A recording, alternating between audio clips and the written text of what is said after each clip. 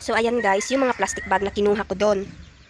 Sobrang kalat niya guys. Sobrang puno na niya. Hi guys, good morning. So, medyo paos-paos pa yung boses ko ngayon guys. Kasi nga, hindi pa nawala yung ubo at sipon ko. So, ang gagawin ko ngayon guys, ay mag-arrange ako ng mga plastic bag namin. Ayan. Diyan ko sila nilagay sa malaking plastic bag na yan. Kaya lang sobrang kalat na guys. Kasi nga, pinasok rin ni daddy yung mga lagayan ng pagkain ng manok niya. Hindi naman yan dapat dyan ilagay. So, ayan guys, yung mga plastic bag na kinuha ko doon. Sobrang kalat niya guys. Sobrang puno na niya. Umaapaw na siya kasi nga hindi siya naka-arrange guys. Dapat kasi guys, ano bang tawag nun? Tinutupi ko yan guys para maganda siya tingnan and hindi kalat.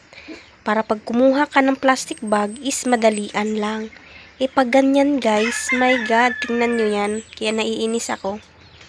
So yun, mga itatapo na yun kasi hindi naman yan nagagamit na.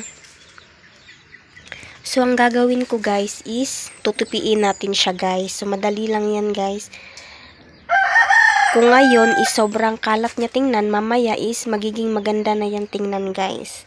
So let's go! So ayan guys, ingay naman ng manok. Ayan guys, nakaupo na ako dito guys. So magsisimula na tayong magtupi ng mga plastic bag. Nagka-ipon-ipon kasi to siya guys. Kasi nga guys, palaging bumibili si daddy guys ng pagkain ng manok. Diba palagi yung may plastic bag, doble-doble pa nga. Tapos pag pumupunta din ng palengke si daddy, pag bumibili siya ng mga gulay o kung ano pa, may mga plastic bag din yun. Kaya ayan, nagkaipon-ipon to siya lahat guys, kaya dumami. And sayang naman guys kung itatapon kasi nga magagamit din naman natin to pag may paglalagyan tayo. Kaya nagagamit talaga to sila guys. Kailangan lang natin silang tupiin para malinis sila tingnan guys. Para pag kumuha ka, madalian na lang, hindi yung ganito ba, nakakalat sila, ang pangit tingnan. So sige na, magsimula na tayo guys. Kasi nga, nagchichikadura na naman ako dito guys. Matagal na naman akong matapos. So ipapakita ko sa inyo guys kung paano ko siya tinutupi. So ito guys. Diba? Yan. And then, tutupi mo siya ng ganyan. Tapos, itutupi mo na naman ng ganyan guys. So ayan, ganyan lang siya. And then, itupi mo siya ng pa-triangle. Ganyan guys, oh. Hindi ako marunong mag-explain do, kakaloka. Ganyan guys. So, ganyan-ganyan mo lang siya guys hanggang sa matapos kayo dito guys. Pero syempre, hindi natin ito isasali guys kasi nga ito yung magiging pang-lock natin. So, ayan. Ganyan-ganyan na lang guys. Ayan.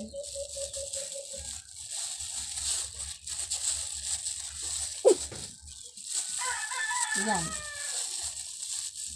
So, may butas yan dyan guys. And ito yung pang-lock natin. So, ito yung ipapasok natin dito sa butas. O, diba? Ganyan na yung itsura niya guys. Triangle. O, diba? I-compare mo naman. Kung i-compare mo siya dito guys, oh. O, diba? Ang pangit tingnan. Mas okay to guys. Kasi nga, sobrang linis niya tingnan. Ay, madali mo lang siyang makuha. O, diba?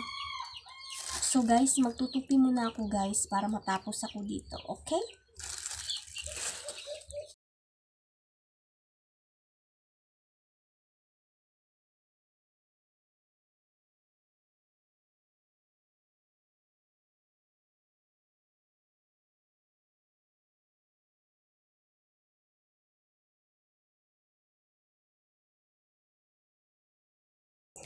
So, ayan guys, konting kembot na lang. Matatapos na ako dito sa pagtutupi guys. Yan na lang yung natira guys. So, ipapakita ko sa inyo mamaya guys. Pag natapos ko na siya.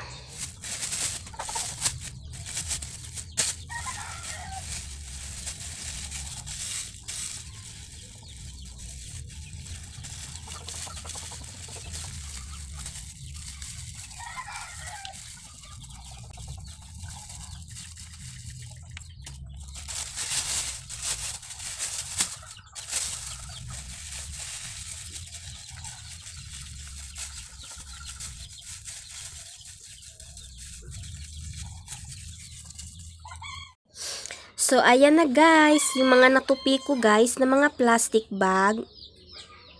Sobrang linis na niya tingnan guys, compare kanina, sobrang gulo. And ang dami niya tingnan guys, no, pag hindi siya tinupi. And ngayon na natupi na siya, parang kumunti naman tingnan. O, diba? Yung iba guys, na hindi na magagamit, kasi nga may mga butas na, itatapon ko na yan sila guys. So, dito ko siya ilalagay guys. Itong mga natupi ko, dito ko ilalagay. O, diba? Sobrang ganda niya tingnan. So, kayo guys, itry nyo rin guys, kung marami kayo mga plastic bag, tupiin nyo rin sila guys, para malinis siya tingnan, and madali na lang sa pagkuha, pag kailangan nyo ng plastic bag. Okay?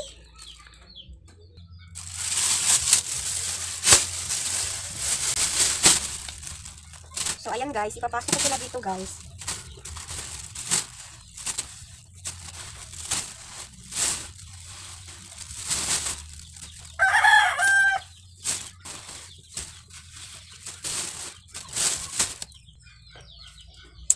So, ayan na sila guys, lahat. O, diba? Kung kanina guys, umaapaw na sila sa sobrang puno. Ngayon, kumonti na tingnan guys. Ayan no. Pag gusto nyong gumamit ng plastic bag, madalian na lang. Ganyan na lang. Kuha na lang ng ganyan. O, diba? Ganun lang guys. Madali lang siya guys. Pag may time kayo guys, gawin nyo rin to guys. So, yun guys, dito ko na tinatapos ang ating mga kabuuan guys. I-end ko na ang ating vlog. Maraming salamat po sa inyong panonood. Sana po guys ay suportahan niyo po ang aming YouTube channel. Please i-like and i-subscribe niyo po guys para ma-notify po kayo pag may mga bago po akong upload na video.